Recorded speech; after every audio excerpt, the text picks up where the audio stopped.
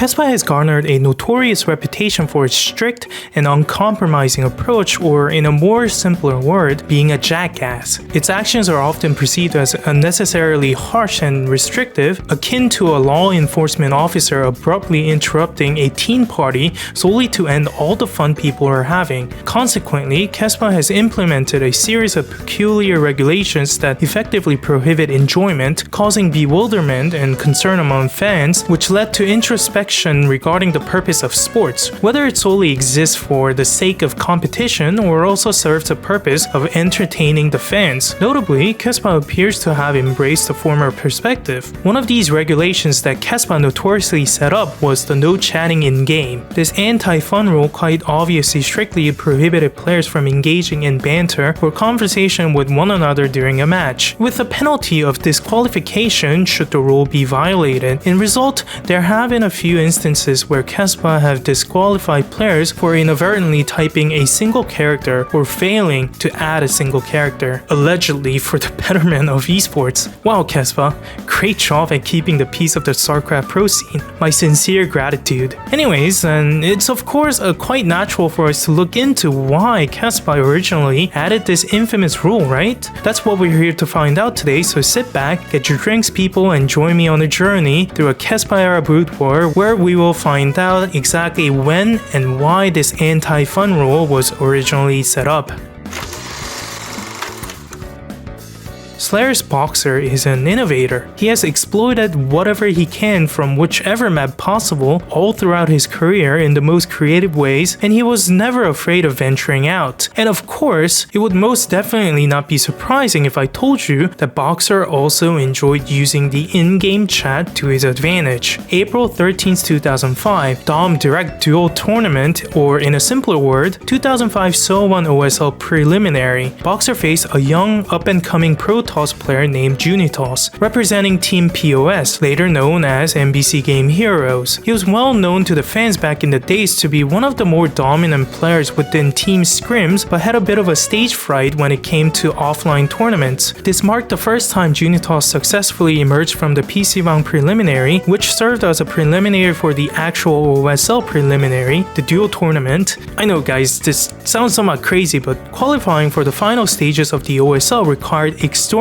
dedication and talent, and even participating in the tournament once should not be a feat to be taken lightly. Nevertheless, I sidetracked there a little bit, but the point is, Junitos was in the biggest stage of his career regarding individual leagues and was prepared to do anything to reach for the OSL stage that every StarCraft Pro ever dreamed of. The problem was that he had to face Boxer to reach his dream, and Boxer, as we all know, would quite literally do anything to win with zero compromise, even in the face of Armageddon.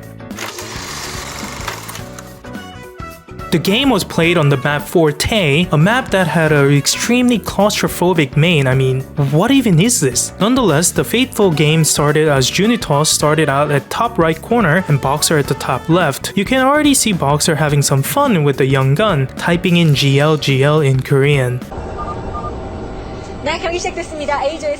Meanwhile, Junitos started the game pretty normally, placing a pylon at his natural, following up with a gas steal. Two Zealot push killing off two Marines.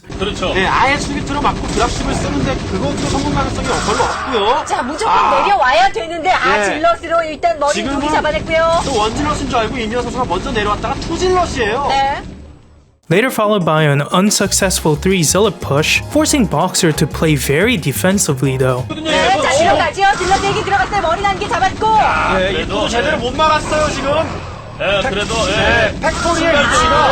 버커 위치는 굉장히 좋았습니다. 자, 그런데 머리를 숫자. 그런데 팩토리 만드는 SCB를 잡아줘야죠. 벙커는 일단 완성이 됐고 진라탄기는 아직도 살아 있습니다. Junitos then decided to go for range goons while Boxer's initial scout SCV was still in his main. Watching every move he made, Boxer, realizing that it would be extremely hard to push the goons out of his natural at this point, with the initial mining of the gas taken so late after the gas steal, while deciding to build a bunker up in his main to defend against Zealots, made a huge decision to build a hidden base? Wait, when did this SCV even get here? Let's Rewind a bit. He snuck his SCV out right before the first Zealot push. Boxer pulling a hidden base card out of his sleeve against a Sunshine playing on his first ever OSL preliminary stage. Boxer really had no regards to human life when it came to winning, let me tell you. Minutes went by as it seemed like everything was going well for the toss, at least Junitos must have thought to himself, as Boxer was having a lot of problem pushing the goons out of his natural. Little did he know Boxer was already mining from his hidden base. Then came the moment that forever changed the course of KeSPA era Brood War history entirely. 거기다가 수비라에 갖추지도 않죠. 은밀한 심리전. 은밀한 심리전 두 선수가 서로 좀 친하거든요. 예, 지금 은밀한 심리전. 좁다고 눈물을 흘리고 있어요.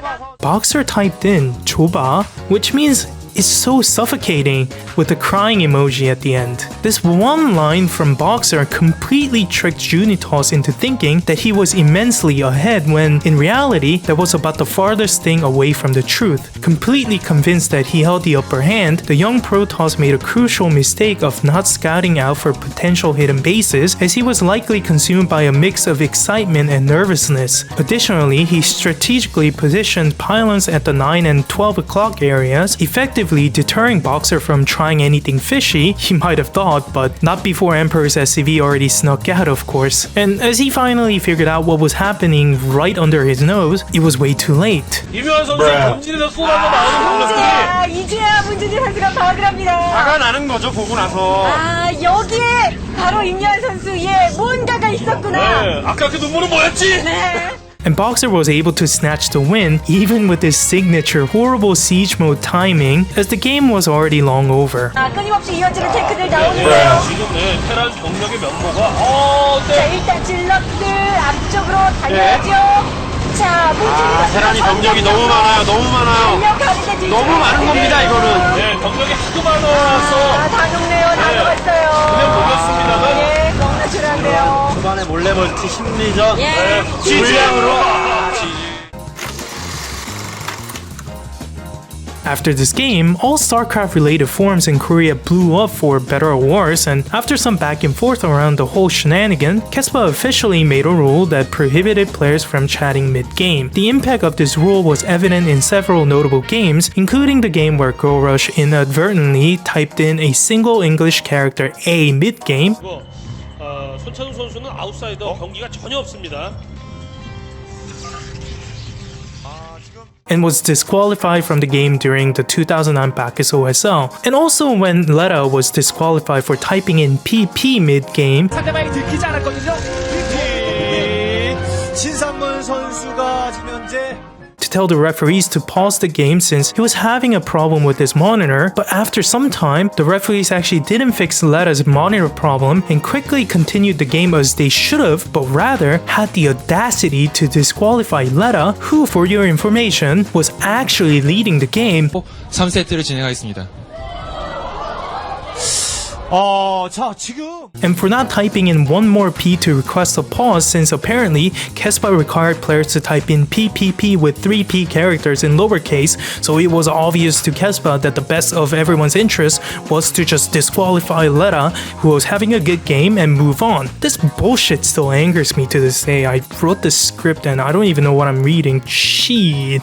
After that incident, Letta had earned another nickname from the fans, Vampire Terran. Quick explanation for that moniker is because the sound P means blood in Korean, and since Letta lacked P to save his game, he was a vampire.